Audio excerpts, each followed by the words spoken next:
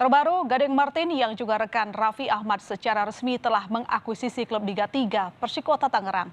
Bergabungnya Gading di Persikota Tangerang diumumkan melalui akun Instagram Persikota. Gading menambah deretan jumlah publik figur yang mencoba peruntungan di bisnis bola. Jika Raffi Ahmad yang mengakuisisi klub Cilegon FC yang namanya langsung diubah menjadi Rans Cilegon FC, maka ada Atta Halilintar yang memperkenalkan klub sepak bola AHPS Pati FC. Sebelumnya ada Kaisang Pangarep menjadi jajaran pemegang saham besar di klub Persib Solo, sekaligus menjadi direktur utama klub yang berlaga di Liga 2 itu. Tak tanggung-tanggung, Kaisang mengajak Menteri BUMN Erick Thohir masuk jajaran petinggi klub. Ini menjadi dan menjawab keraguan para Persis fans bahwa supporter bisa benar-benar mewujudkan bahwa Ya, investor sepak bola dari public figure sejauh apa dampaknya untuk memajukan sepak bola nasional dan apa yang akan dilakukan regulator untuk mematangkan ekosistem sepak bola nasional. Kita berdialog malam ini dengan Menteri Pemuda dan Olahraga Republik Indonesia, Zainuddin Amali. Selamat malam Pak Zainuddin. Ya, selamat malam. Ya, Pak Zainuddin, ini kan kalau kita lihat belakangan ramai public figure mengakuisisi klub sepak bola. Nah, apakah masuknya para public figure ini bisa menjadi harapan baru untuk industri sepak bola tanah air? Ya, saya kira sepak bola, bagaimana yang kita ketahui bahwa cabang olahraga yang sangat diminati oleh rakyat Indonesia, bahkan hasil dari sebuah survei yang kredibel dari luar negeri menyatakan bahwa 77% rakyat Indonesia sangat menyukai sepak bola. Jadi ini satu jumlah yang sangat besar. Nah, sekarang ini kita sangat juga gembira banyak kalangan yang mulai masuk, mulai melirik kembali sepak bola kita. Itu berarti bahwa kehidupan sepak bola sudah mulai baik. Nah, saya melihat kenapa para selebritas, kemudian para pengusaha dan yang punya kemampuan secara finansial sekarang ini masuk ke sepak bola karena lingkungan atau situasi di sepak bola kita mulai membaik. Dan ini pertanda bahwa masyarakat sudah mulai percaya, sudah mulai ada trust terhadap sepak bola kita. Ini yang harus kita jaga betul.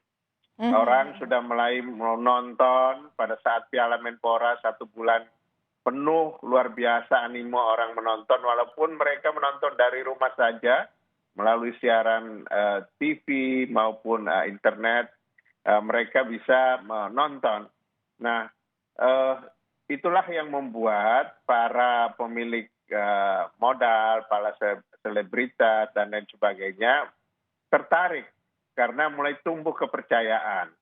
Nah, saya terus terang sangat senang, berarti pembinaan sepak bola kita akan makin berkembang dan akan makin baik ke depannya. Oke, nah tadi Pak Menteri sempat mengatakan kalau sudah ada investor asing yang juga melirik untuk berinvestasi di klub sepak bolanya Indonesia. Apakah ini karena nama public figure yang sudah berinvestasi di sepak bola sehingga juga menarik minat investor luar negeri, Pak?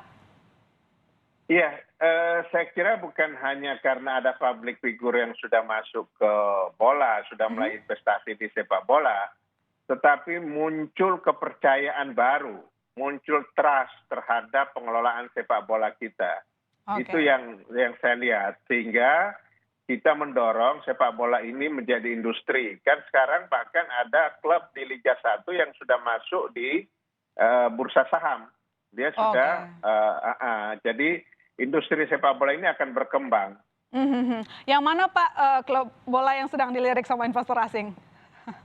Saya dengar itu salah satu klub di Sumatera, di Riau kalau tidak salah.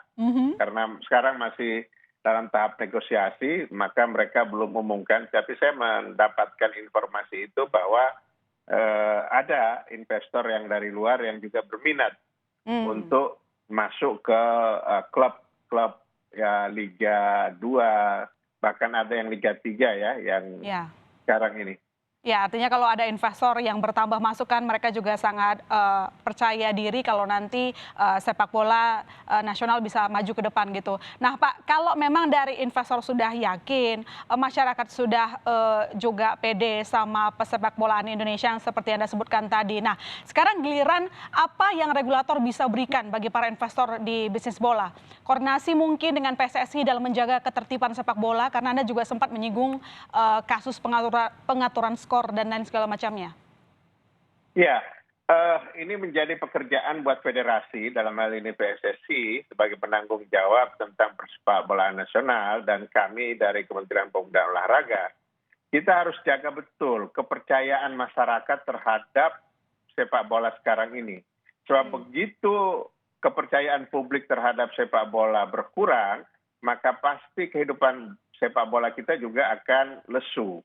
Ya. Nah, misalnya tidak boleh lagi ada perkelahian antara pemain di tengah lapangan yang menjadi tontonan orang banyak. Ya. Kemudian tidak ada lagi isu-isu tentang pengaturan skor. Tidak ada lagi boleh ada wasit yang berpihak dan lain sebagainya. Kalau ini bisa kita jaga, maka trust publik itu bisa akan makin baik terhadap persepak bolaan kita, dan tentu untuk pembinaan olahraga prestasi khususnya sepak bola akan semakin baik. Oke, baik. Nah, kalau sekarang kan yang kita nggak perlu meragukan lagi ya, secara teknis bakat pemain kita itu mumpuni ya sebenarnya ya Pak. Terus kemudian secara non teknis juga fanatisme masyarakat akan bola juga tidak perlu diragukan begitu. Lantas apa strategi yang sudah dan akan dilakukan untuk memajukan ekosistem sepak bola, termasuk memaksimalkan peran dari klub itu sendiri? Ya, pengalaman yang sangat berharga kita dapatkan pada saat turnamen pramusim Piala Menpora yang kita lakukan pada bulan Maret dan April selama 1 bulan lebih. Ternyata kita bisa mengatur, kita bisa memberi kesadaran kepada para supporter, kepada para pencinta sepak bola untuk tidak datang ke lapangan dan lain sebagainya. Itu bisa terjadi karena apa? Karena mereka melihat contoh yang baik dari kita, dari pengurus, dari regulator, dan lain sebagainya. So, kalau itu tidak mereka lihat contoh dari kita secara baik, pasti mereka juga tidak akan percaya. Nah, tugas kami dari pemerintah tentu akan memonitor ini sebagai pembina olahraga secara keseluruhan. Maka kita akan minta kepada federasi, dalam hal ini PSSI, untuk ketat di dalam semua aturan sesuai dengan aturan-aturan FIFA, sesuai dengan statuta. Tidak boleh ada toleransi sedikit pun terhadap pelanggaran-pelanggaran yang akhirnya akan membuat kegaduhan dan publik tidak percaya kembali kepada sepak bola kita. Itu yang harus kita jaga. Iya, benar sekali. Dan Pak, ini pertanyaan terakhir saya, singkat saja. Apa target besar bagi olahraga sepak bola Indonesia? Mungkin bisa dibocorkan isi Grand Design Olahraga Nasional? Ya, Grand Design Olahraga Nasional itu sasaran kita menjadi baik sampai dengan 100 tahun Indonesia. 2045 di Olimpiade 2044 kami targetkan kita 5 besar dunia. Nah, kita sedang berharap untuk 2032 kita bisa menang bidding menjadi tuan rumah. Nah, khusus untuk sepak bola, karena selama ini dia belum pernah masuk ke babak pertandingan Piala Dunia setelah kualifikasi, maka kita targetkan dia harus lolos untuk ikut di dalam final setelah kualifikasi di Piala Dunia.